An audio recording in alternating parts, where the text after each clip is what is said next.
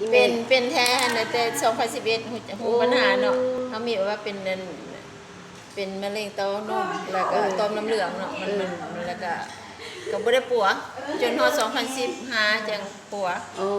จะไปเข้าคีโมอยู่ไทยเนาะ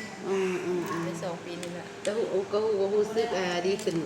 ก็รู้สึกดีขึ้นเฮาก็ใส่คีโมทั้งใส่แสงทั้งบ้านเนาะแม่กินยาตัวนี้ได้จักปีจักเดือนละกินแต่ปีกายแต่ปีกายเดือน10ปีกายพุ่นเนาะนั่นแหละสมัยเฮาเขาเป็นสมาชิกระบิดนะแล้วอีเมรู้สึกว่าเป็นอะไร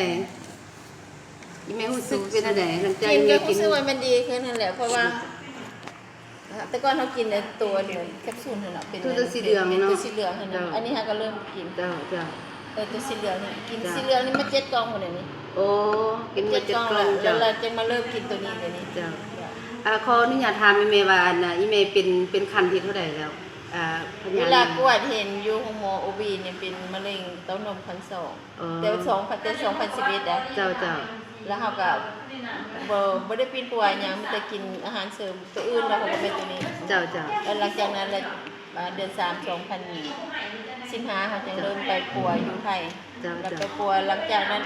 เอาป่วยแล้วก็ใส่คีโมแล้วก็มาใส่แสง21แสงเนาะหลังจากนั้น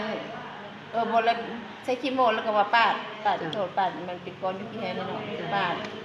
ปาดแล้วก็ไปใส่คีโมไปใส่แสง21แสงหลังจากนั้นแล้วจึงมากวดคืน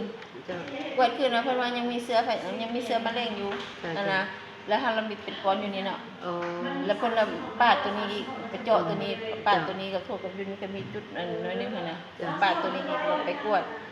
แล้วตัวนี้บ่มีเชื้อแปลว่าคันมีเชื้อเพิ่นสิปาดนมบ่หมดอันนี้เนาะมันพอดีตัวนี้มีเชื้อก็เลยได้มา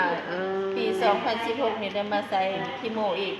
12เทื่อ12เข็มเดี๋ยวนี้ได้10เข็มแล้วยัง2เข็มอาจารย์ไปกินยาตัวนี้ไปแล้วแม่รู้สึกจังได๋รู้สึกมันดีขึ้นน่ะวันนึงอ่ะมันเฮาไปกวดเลือดแต่ละเทื่อมันผ่านดิ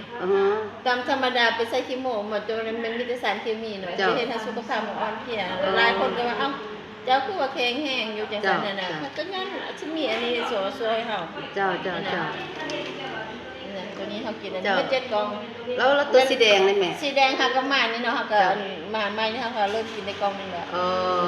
เจ้าคือว่ากินมาได้ปีปลายแล้วเนาะปีปลาย2 ปีแล้วเจ้าขอบใจหลายๆแม่ขอบใจหลายๆ